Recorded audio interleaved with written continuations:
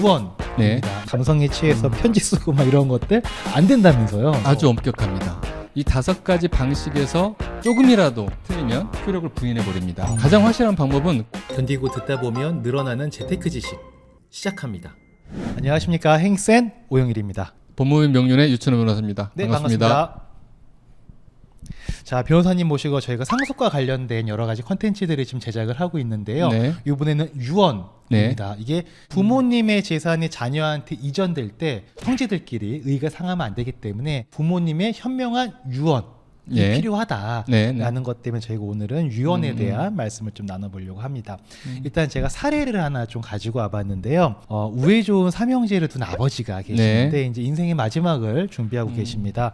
이분의 이제 바람은 이거예요. 50억 다 내 힘으로 번 거 아니다. 사회에서 날 도와줬기 때문에 번 거다. 그 좋은 마음으로 20억 원은 사회에 좀 기부를 하고 나머지 30억을 가지고 자녀들에게 동등하게 좀 배분을 하고 싶은데 이거 좀 어떻게 유언을 미리 작성하는 게 좋을까라는 고민을 하고 계시는데 일단 유언하는 것도 되게 절차와 이런 게 좀 중요하다고 하더라고요. 아주 엄격합니다. 네, 저희들 그냥 드라마나 이런 거 보면 그냥 녹음기 켜놓고 혼자 막 하는 거, 밤에 혼자 술 먹고 막 감성에 취해서 편지 쓰고 막 이런 것들 안 된다면서요.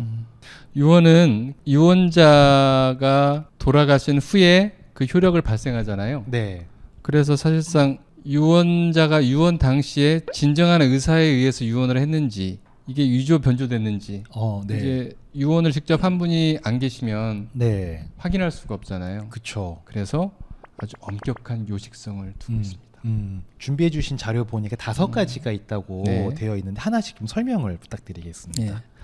먼저 사람은 네. 돌아가시기 전엔 재산 처분의 자유가 있죠. 그쵸. 또 돌아가시기 전에 유언으로 누구한테 재산을 증여하겠다. 즉 유언의 자유도 당연히 있습니다. 네. 이런 걸 특별히 이제 유증이라고 법에서는 표현하고 있는데요. 이러한 유언 증여, 그러니까 이런 유언이 없다면 결국은 법적 상속분대로 저희가 앞서 다룬 상속분대로 이렇게 상속이 될 거고 이렇게 유언으로 재산을 특정해서 유증을 한 경우에도 역시 그 효력이 있습니다. 다만 이런 유언을 통해서 어느 상속인이 일방에게만 상속을 했을 경우에 네. 다른 상속권자는 법정 상속분만큼 네. 재산을 못 받을 수도 있잖아요. 그쵸. 아니면 전혀 못 받을 수도 있고 네. 이런 경우를 위해서 이런 뭐 상속인들 간의 형평을 심하게 저해하는 경우에 있어서 우리 법은 유류분이라는 제도를 둬서 네. 이런 유증으로 못 받은 상속인도 자기가 뭐 원래 받을 상속분의 2분의 1, 네. 뭐 상속 순위에 따라서 3분의 1 이 정도의 유류분을 청구할 권리를 보장하고 있기는 합니다. 네. 네. 그래서 결국은 이제 유언 방식이 중요할 텐데요. 네. 우리나라 민법에는 유언 방식으로 5가지 방식을 정하고 있고요. 네. 이 5가지 방식에서 조금이라도 틀리면 네. 뭐 이름을 안 썼다거나 주소를 안 썼다거나 그 유언 방식에서 요구한 거에서 네. 조금만 틀려도 효력을 부인해 버립니다. 그 형식이 굉장히 엄격하네요. 예, 그렇죠.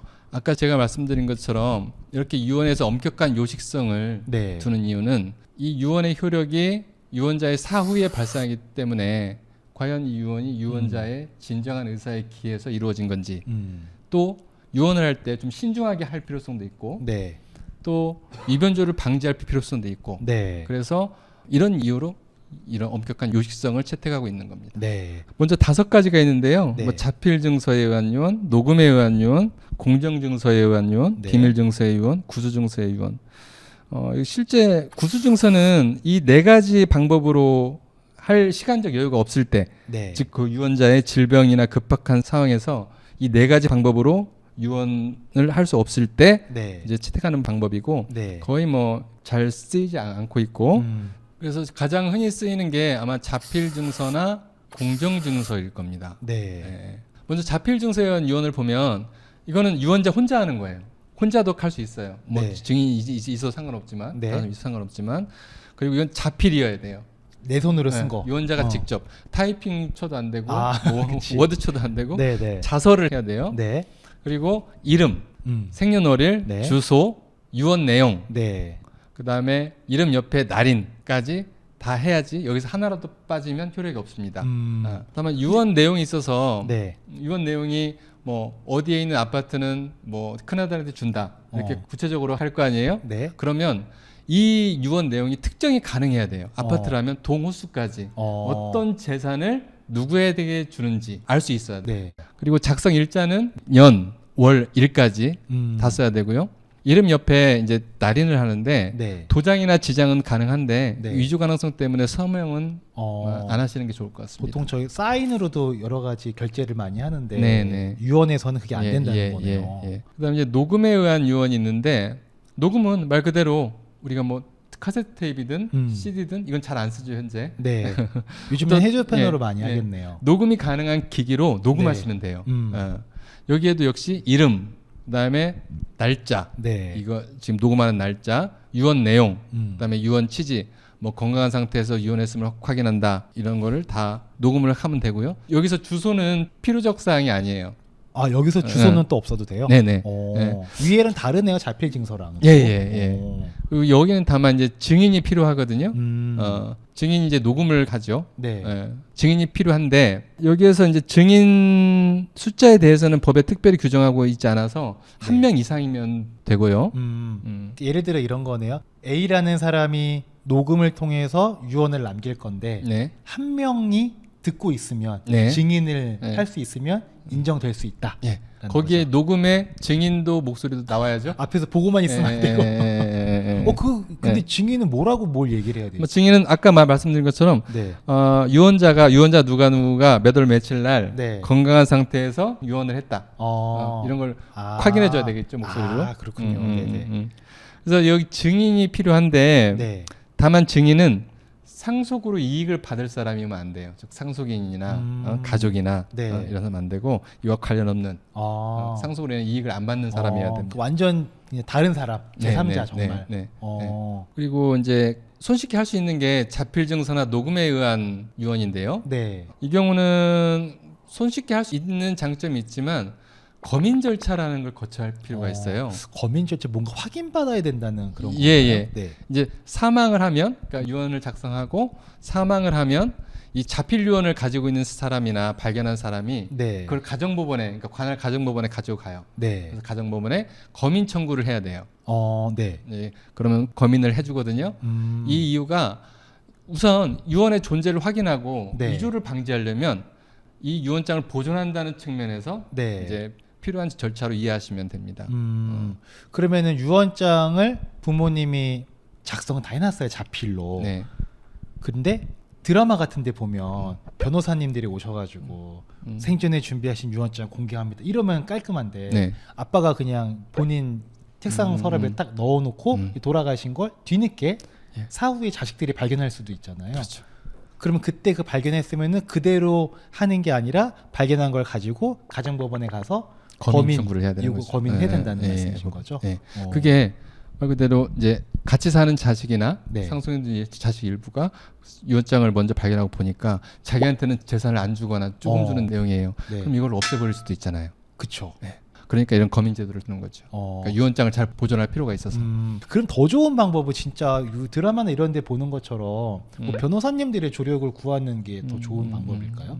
가장 확실한 방법이죠. 가장 확실한 방법은 공정증서에 의한 유언입니다. 아, 공정증서요? 네, 우리 여기 다니다 보면 공증사무소 많이 있죠. 그렇죠. 네, 법무부인 있고 네. 개인 변호사님 중에서도 공증하시는 변호사님들이 있는데 네. 유언장도 거기서 공증하는 거예요. 똑같아요. 어. 이게 가장 확실하고 이변조도 없고 네. 문제가 안 되는 거죠. 그러니까 여기에는 이게 뭐냐면 유언자가 네. 공증사무소에 가요. 네. 공증인의 면전에서 유언의 취지를 네. 유언 내용을 구수 그러니까 말로 들려주는 거죠. 네. 그러면 공증인이 이걸 적고 낭독해서 그 정확함을 승인한 후에 서명 또는 기명 날인하면 유효하게 성립하는 거예요.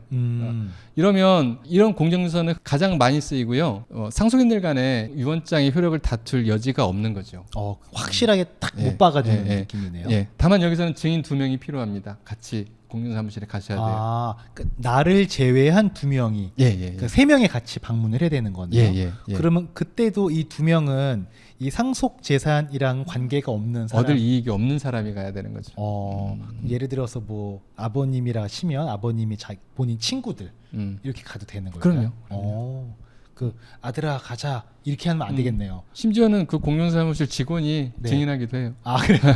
아 진짜 생남이면 더 좋겠네. 없으면 좀 부족하면 그러기도 해요. 아 그렇구나.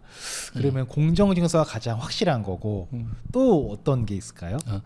그다음에 아까 말씀드리지 않은 게 비밀증서에 의한 유언이 있는데 네. 이건 사실 거의 안 쓰이고요. 네. 여기도 증인 2명이 필요한데 네. 일단 유언서를 작성해서 증인들이 보는 앞에서 봉인하는 거예요. 봉인하는 방법으로 유언의 비밀을 지키면서도 변조 방지를 위해서 유언서를 비밀로 보관하는 건데요. 네. 이런 방법은 뭐 거의 본 적이 없어요. 아 그러세요? 그러니까- 자, 비밀증서는 신경 안 쓰시는 걸로. 공정증서만 저희가 확실하게 하면 되겠네요.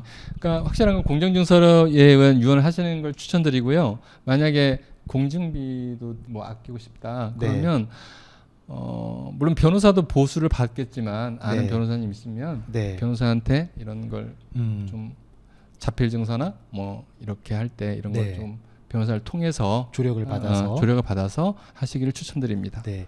이게 확실히 또 법률 전문가랑 같이 해야 실수를 안 하고 그렇죠. 또 아까 말씀 들어보니까 엄청 요건을 엄격하게 본다고 하니까 이걸 뭐 유언을 살면서 많이 하진 않잖아요, 저희가. 그럼요.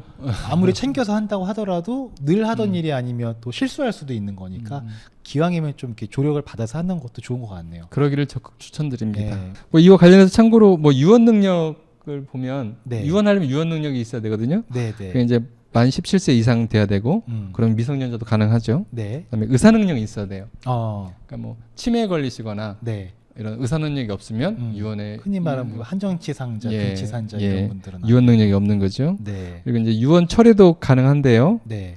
아까 말씀드린 유언의 자유가 있죠. 음. 근데 유언은 사망으로 그 효력이 발생하기 때문에 사망 전까지는 얼마든지 유언 철회의 자유가 있습니다. 그래서 아무리 내가 공정증서를 통해서 유언을 해놨다고 하더라도 네. 내가 변경하고 싶으면 정해진 절차에 따라서 진행해서 바꿀 수 있다는 거죠. 그럼요. 처음에 유언을 할 때는 네. 자식들 중에 큰아들은 얼마, 둘째아들은 뭐 이렇게 네. 다 했는데 큰아들이 이뻐서 큰아들을 좀 더 줬는데 네. 큰애들이 아주 배은망덕하거나 그러니까 마음이 변심할 수가 있잖아요. 그쵸. 그런 거는 유언장을 새로 써야 되잖아요. 그쵸. 그런 경우에 철회도 할 수 있고 뭐 당연히 자유가 있는 거죠. 그렇긴 하겠네요. 네. 잘해야 돼요, 자식들이. 근데 이렇게 또 상속과 관련된 또 유언과 관련된 말씀을 나누다 보니까 이게 아무리 부모가 유언을 잘 해놔도 아까 말씀해 주신 것처럼 유류분이라는 게 또 있잖아요. 네. 또 그것 때문에 또 엄청 분쟁이 많더라고요. 그래서 유류분에 대한 것도 좀 정리가 돼 있으면 좋겠는데 네. 저희가 다음번 콘텐츠로는 유류분에 대한 걸 전반적인 걸 좀 다뤄보는 시간을 가져보면 좋을 것 같습니다.